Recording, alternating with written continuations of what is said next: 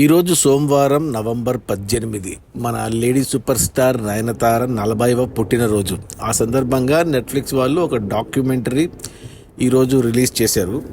అంటే 2 వారాల కిందట ఈ డాక్యుమెంటరీ టీజర్ వచ్చింది. అప్పుడు చూశాను. నేను టీజర్ చూసి ఏంటబ్బా నయనతార మీద డాక్యుమెంటరీ ఏంటి అనుకున్నాను.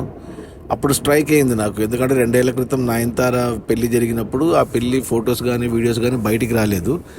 ఆ పెళ్ళి రైట్స్ వాళ్ళు నెట్ఫ్లిక్స్కి అమ్మారు 50 కోట్లకి నయనతార. సో అది ఇప్పుడు వచ్చిందనమాట ఈ డాక్యుమెంటరీ రూపంలో 2 ఏళ్ల తర్వాత. ఆ తర్వాత లాస్ట్ వీక్ ట్రైలర్ కూడా వచ్చింది, నేను చూశాను. బట్ చాలామందికి తెలియదు ఇది ఒక డాక్యుమెంటరీ నెట్ఫ్లిక్స్లో నయనతార మీద వస్తుంది అనేసి.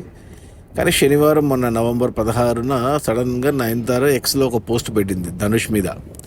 అంటే ధనుష్ ప్రొడ్యూస్ చేసిన ఒక తమిళ సినిమాలో ఆమె యాక్ట్ చేసింది. ఈ డాక్యుమెంటరీలో 3 సెకండ్లు వాడుకున్నందుకు ధనుష్ 10 కోట్లకి కేసు వేశాడు అనేసి ఎక్స్లో ధనుష్ని అంటే ఒక రకంగా తిడుతూనే పోస్ట్ పెట్టింది. ఇక ఆ పోస్ట్ బాగా వైరల్ అయ్యింది. ఇక శనివారం మొత్తం ఇంకా అందరికీ తెలిసిన వాళ్ళకి తెలియని వాళ్ళకు కూడా తెలిసింది ఈ సోమవారం ఈ వెబ్ సిరీస్ వస్తుంది అనేసి. ఇక ఆ ఇష్యూలో ఎవరు రైట్ ఎవరు రాంగ్ అని పక్కన పెడితే ఈరోజు చూశాను నేను ఈ డాక్యుమెంటరీ. నెట్ఫ్లిక్స్లో డాక్యుమెంటరీలు కామన్గా వస్తూ ఉంటాయి.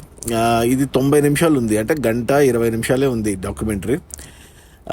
ఒరిజినల్ వచ్చేసి మనకు ఇంగ్లీషు, తమిళ్, మలయాళము, తెలుగు అన్నీ మిక్స్ ఉందన్నమాట.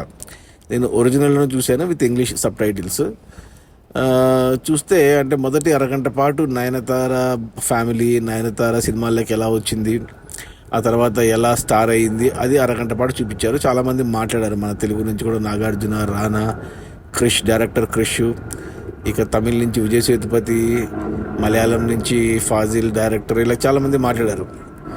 ఆ తర్వాత అరగంట తర్వాత ఇక విఘ్నేష్ శివన్ డైరెక్టర్, అతను ఎవరైతే పెళ్లి చేసుకోరిందో ప్రేమించి, సో అది ఒక అరగంట పాటు పెట్టారు. అది కొంచెం నాకు అంతగా అనిపించలేదు. ఆ లవ్ స్టోరీ వాళ్ళిద్దరి మధ్యంది అది కొంచెం బోరింగ్ అనిపించింది అరగంట పాటు. అక్కడ గంట అయిపోయింది. ఇక లాస్ట్ 20 నిమిషాలు యాక్చువల్ పెళ్ళి ఏదైతే జరిగిందో రియల్గా, ఏదైతే నెట్ఫ్లిక్స్ వాళ్ళు రైట్స్ తీసుకొని షూట్ చేశారో ఆ 20 నిమిషాలు అది పెట్టారు. ఇక క్లైమాక్స్లో వాళ్ళ ఇద్దరు పిల్లలు, వాళ్ళకు కలిగిన 2 పిల్లల్ని చూపించారు. అంతే, 1:20 నిమిషాలు అయిపోయింది. అదే నాకు అనిపించింది, అసలు ఎందుకబ్బా ఇది పెళ్లి వీడియో అని తీసి, అసలు అంటే లేడీ సూపర్ స్టారు తమిళ్లో చాలా, అంటే మనకు లేడీ సూపర్ స్టార్ అంటే మనకు విజయశాంతే నాకు తెలిసి, మనకు తెలుగు వరకు. తమిళ్లో నయనతార అంటే హీరోలకు సమానంగా రెమ్యునరేషన్ కానీ ఆమె సినిమాలు ఆడడం కానీ అవన్నీ జరిగాయి. కానీ డాక్యుమెంటరీ తీసేంత ఏముందబ్బా, ఇలా ప్రతి హీరోయిన్ డాక్యుమెంటరీ తీయొచ్చు అనిపించింది నాకు. అలా అనుకుంటే త్రిష ఉంది, తమిళ్లో తీయాలనుకుంటే ఖుష్బూ ఉంది, ఇలా వీళ్ళే కూడా తీయొచ్చు. ఏమంటే వాళ్ళకి పెళ్ళిళ్ళు ఎప్పుడో అయిపోయి ఈ పెళ్లి రైట్స్ తీసుకున్నారు కాబట్టి నెట్ఫ్లిక్స్ వాళ్ళు చేశారనిపించింది. ఓకేగా ఉంది. అంటే ఎవరైతే నయనతారని ఇష్టపడతారో వాళ్ళకి బాగా నచ్చుతుంది.